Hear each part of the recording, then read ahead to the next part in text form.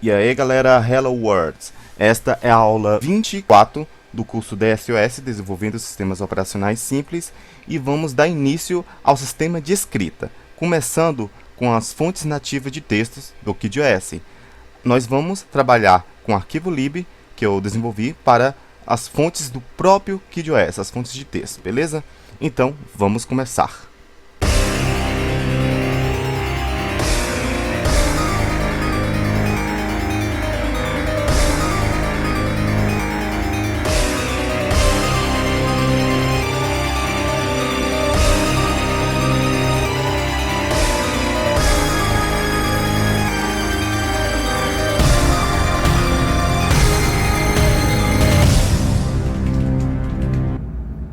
Ok, na aula anterior, na aula 23, nós fizemos aqui as definições de teclas do keyboard.lib, beleza?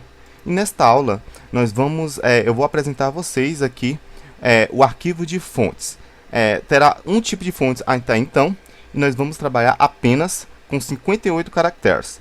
Não é basicamente do caractere 1 até o caractere 58 em hexadecimal, porque 58 dessa quantidade de teclas é 88 caracteres. E a gente vai trabalhar apenas com 50 caracteres desse aqui. Se a gente for ver, a gente vai trabalhar aqui do caractere ESC até o caractere Caps Lock, beleza? Daqui para cima, nós vamos criar fontes desses caracteres. Alguns desses caracteres não terão fontes. Então ele terá um espaço em branco preenchido com 0. Beleza? Justamente porque essas são as teclas que vamos utilizar até então.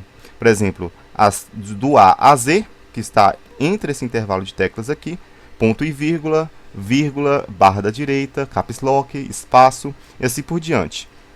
Beleza? Daqui para baixo, né, por exemplo, as teclas numéricas, nós não vamos trabalhar com elas até então, né? Nós só vamos usar para condicionais até o F1, F10, vamos usar apenas para condicionais, mas não vamos usar para exibir elas na tela, beleza? Então nós já temos aqui as nossas teclas numéricas aqui. E justamente por isso nós temos apenas 58 teclas, do ESC até o Caps Lock. Então vocês podem reparar aqui, vamos trabalhar apenas do ESC, né, escape, né, até a tecla Caps Lock, que vai até o Scan Code 3A. Tá, mas por que eu optei por fazer isso também? Aqui o arquivo de fontes é o seguinte, ele começa aqui com 25 mais um caracteres preenchido de 0, né? Justamente porque ESC não será imprimido na tela, ele será uma tecla de ação, né? Que vai dar uma ação para o nosso sistema operacional. Então eu coloco times de vezes e font size, que será 5, uma definição que vamos fazer na próxima aula do arquivo fontswriter.lib, que é um arquivo, uma API para o sistema de escrita que vamos fazer. Font size, que é o tamanho da fonte, 5 por 5, então 5 vezes 5 é 25. Então ele terá 5 linhas e 5 colunas para preencher os pixels dos nossos caracteres. 25 mais 1 é 26, beleza? Então daqui, desse 0 aqui, até esse outro 0 aqui, são 25, mais 1, que é a finalização da 26. Se eu for calcular o deslocamento aqui, a gente vai conseguir obter a tecla que está sendo pressionada. Então, o que a gente vai fazer com esse arquivo lib aqui?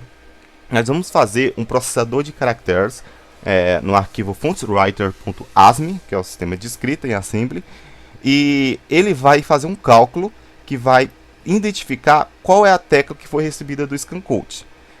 E dessa tecla ele vai ver o deslocamento aqui em bytes do arquivo de fontes e vai obter a sequência de 0 e 1 aqui. Basicamente uma sequência binária, beleza? Por exemplo, aqui ele tem aqui o início de 0, a tecla ESC. Ok. Se ele for calcular, ele vai calcular o deslocamento e vai obter aqui até a 26ª sexto byte, né, o 26º byte. Então ele vai contar de 0 aqui até o 26º byte e vai obter aqui a posição do 26º byte, que começa aqui. E aí, isso será a tecla 1, beleza? Então, eu até comentei aqui 1, né, coloquei 1 aqui. Então vamos separar aqui para vocês entenderem melhor. O que significa essa sequência aqui da fonte? Eu vou separar de 5 em 5 aqui para vocês verem que tem 5. 5 por 5. Então eu vou separar de 5 em 5 em 5 aqui, né? Ok. Vocês podem reparar aqui que tem 5 números, né? E 5 números aqui, ó. Beleza? 5 colunas, por exemplo, 1, 2, 3, 4, 5 e 1, 2, 3, 4, 5. 5 linhas. Então tem 5 por 5. Cada byte será um estado. Por exemplo, aqui o 0 ele vai identificar um pixel, ele não vai pintar um pixel. Ele vai passar por aquele pixel, daquela posição, mas não vai desenhar aquele pixel. Ok? Então ele passa para o próximo byte. 0 também, então ele não vai pintar aquele pixel. Passa para o próximo byte. Quando for 1, ele já vai pintar aquele pixel com uma cor determinada, né? Qualquer cor aí. Então ele vai pintar aquele pixel. Então passa para o próximo byte. Não é 1, é 0, então ele não vai pintar aquele pixel e passa para o próximo pixel, ok? Então são pixels que vão estar em branco, vão estar vazios, não vai ter nada pintado. Ele só vai pintar o pixel que na posição que ele recebeu aqui, 1, ok? E aqui ele não tem mais nenhum número, beleza? Então o que acontece? Se for 5, se ele passou de 5 bytes, então ele vai pular para a próxima linha, né? Ele pintou aqui 5 colunas. Apenas dessas 5 colunas, um pixel foi pintado.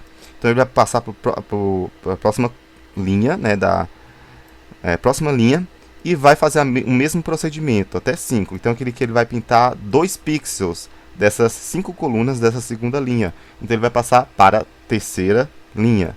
E aí vai pintar um pixel dessas 5 colunas e assim por diante, até chegar no último. Ele chega no último, pinta os 3 pixels aqui, ó, 1, 1, 1. Observa a finalização e para o loop de repetição que vai fazer esse desenho. E aí, o que vai ter desenhado na tela? Vai estar o símbolo 1 desenhado na tela, beleza? Pixel por pixel dessa fonte aqui. Então a gente tem a nossa própria fonte do KidOS. Então se vocês for reparar aqui no desenho, basicamente eles formam a tecla 1 aqui, ó. Se vocês reparar aqui, ó, eles formam a tecla 1.